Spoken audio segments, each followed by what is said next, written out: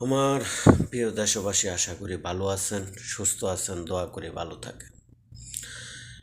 এখন এমন একটা সমাজ হইছে,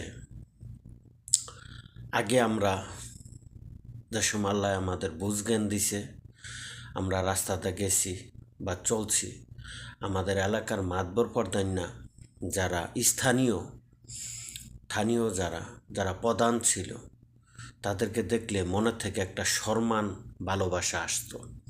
কারণ হলো তাদের প্রতি একটা ভালোবাসা থাকতো। কেড়ে জানেন, আগেরকার মানুষ যাদের এলাকার স্থানীয় যারা মানুষ, তাদের একটা সম্মান ছিল, ভালো একটা ভালোবাসার কথা ছিল, মোহের যে একটা কথা, এটা একটা মাধুর্য ছিল। কেমন এক জায়গায় একটা বিচার করলে সুন্দরভাবে গুছাইয়া সুন্দর নিয়ম নীতিতে বিচার গিলান করতো আগেরকার মানুষ যারা আছে।